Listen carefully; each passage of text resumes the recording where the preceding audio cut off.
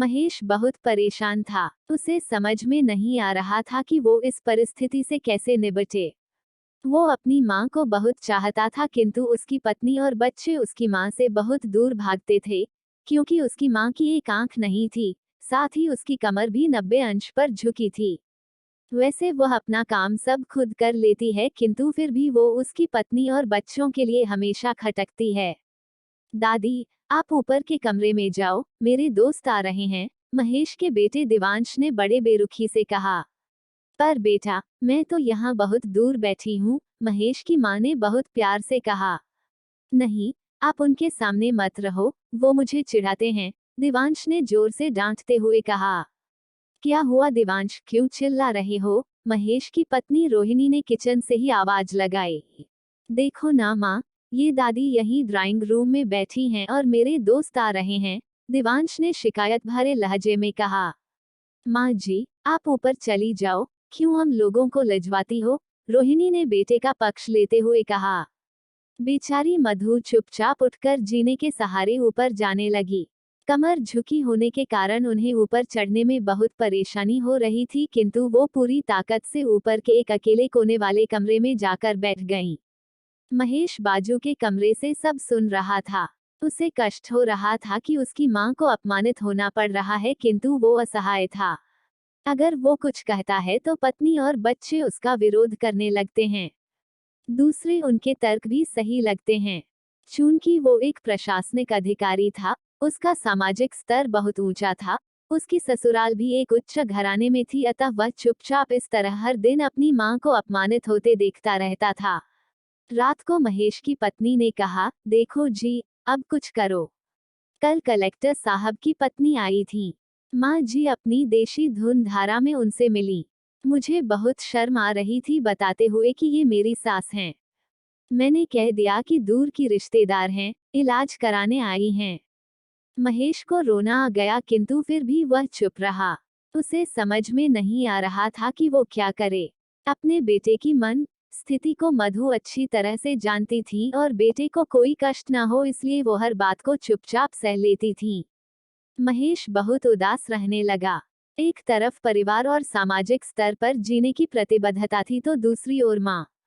आखिर माँ से अपने बेटे की यह हालत नहीं देखी गई। एक दिन उसने अपने बेटे से कहा, महेश बहुत दिन हो गए हैं, मैं अपने गांव जाना चाहती हूँ। मुझे वहां पहुंचा दो, मेरा यहाँ मन नहीं ला रहा। किंतु माँ वहां तो कोई नहीं है, तुम्हारी देखभाल कौन करेगा? महेश ने आश्चर्य से पूछा। अरे, सब गांव वाले तो हैं और वो तुम्हारे मामा जी तो उसी गांव में रहते हैं और फिर हम सारी व्यवस्थाएं कराएंगे ना। रोहिणी को तो जैसे मन की मुराद मिल गई हो। हाँ बेटा, बहू सही कह रही है, मधु ने लंबी सांस लेते हुए कहा। महेश जानता था कि गांव में माँ की देखभाल करने वाला कोई नहीं है, लेकिन अपनी पत्नी की जिद के कारण वह अपनी माँ को गांव छोड़ने पर विवश हो गया। माँ को गांव छोड़कर आते वक्त उसे रोना आ रहा था तथा अपनी बेबसी पर गुस्सा भी आ रहा था, किंतु परिवार, पत्नी और समाज ने उसके इन मनोभावों को दबा दिया और वो सुकून सा महसूस करने लगा। कुछ दिनों के बाद उसके चाचा, जो अमेरिका में रहते थे, आने वाले थे।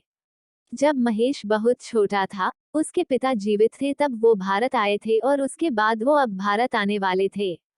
पूरा परिवार और आस पड़ोस बहुत उत्साहित था। अमेरिका से महेश के डॉक्टर चाचा आ रहे थे। डॉक्टर विनय ने जैसे ही घर में कदम रखा, सबने मिलकर बहुत उत्साह से उनका स्वागत किया। क्यों महेश, भाभी नहीं दिख रही, कहाँ हैं? डॉक्टर महेश ने उत्सुकता पूर्वक पूछा। जी वो गांव में रहती हैं, यहाँ उनका मन नहीं लगा, रोहिणी ने सपाट लहजे में उत्तर दिया। डॉक्टर विनय ने महेश की ओर देखा तो विमल ने अपनी आंखें झुका ली। डॉक्टर विनय सब समझ गए। बोले, कल हम भाभी से मिलने गांव चलेंगे सब लोग। दूसरे दिन सभी लोग गांव के घर में पहुंचे। देखा कि मधु को बहुत तेज बुखार है और वो पलंग पर असहाय पड़ी है। डॉक्टर विनय दौड़कर मधु के पास गए। उनके पैर छूकर रोने लगे। मधु की ये हालत उनकी कल्पना से परे थी। वाह बेटा महेश, तूने तो नाम उजागर कर दिया। अपनी माँ की ये हालत देखकर तुझे तो शर्म भी नहीं आ रही होगी। डॉक्टर विनय ने महेश को लगभग डांटते हुए कहा। नहीं देवर जी, महेश का कोई दोष नहीं है। मैं खुद गांव आई थी। मधु ने अपने बेटे का बचाव किया। मुझे सब पता चल गया भाभी, आप चुप रहो। क्यों बहू, तुम्हें अपनी सास की कुरूपता पसंद नहीं है? समाज में तुम्हें नीचा देखना पड़ता है ना? डॉक्टर विनय ने रोहिणी की ओर व्यंग्य से देखा। रोहिणी निरुत्तर होकर महेश को देखने लगी। आज तुम जिस सामाजिक स्तर पर हो, वो इन्हीं के संघर्षों की देन है। तुम्हें शायद मालूम न हो कि बचपन में जब तुम 1 साल के थे तब छत से नीचे गिरने के कारण तुम्हारी एक आंख फूट गई थी और तुम्हारी रीढ़ की हड्डी में भी समस्या थी। तब तुम्हारी इस कुरूप माँ ने अपनी एक आंख और अपना बोन मेरो तुम्हें देकर इतना सुंदर स्वरूप दिया था। रोहिणी बेटा, इतने सालों तक संघर्ष करके बेटे को प्रशासनिक अधिकारी बनाने वाली इस संघर्षशील औरत की तुम लोगों ने ये दशा कर दी। तुम्हें ईश्वर कभी माफ नहीं करेगा। डॉक्टर विनय की आंखों से अश्रु जलधारा बह रही थी। अब भाभी, आप मेरे साथ अमेरिका जाएंगी। यहाँ इन स्वार्थी लोगों के बीच नहीं रहेंगी। डॉक्टर विनय ने मधु से कहा। महेश को तो काटो तो खून नहीं था। डॉक्टर विनय जो उसके चाचा थे, उन्होंने जो राज बताया उसके बाद तो विमल को यही लग रहा था कि उससे ज्यादा पापी इंसान इस दुनिया में कोई और है ही नहीं। वह दौड़ता गया और माँ सरस्वती के कदमों से लिपट गया। माँ, मेरा अपराध अक्षम्य है। मैं जानबूझकर चुप्पी साधे रहा, आपका अपमान करवाता रहा। अब सिर्फ आप ही उस घर में मेरे साथ रहेंगी और कोई नहीं। विमल ने आग्नेय दृष्टि से अपनी पत्नी और बच्चों को देखा।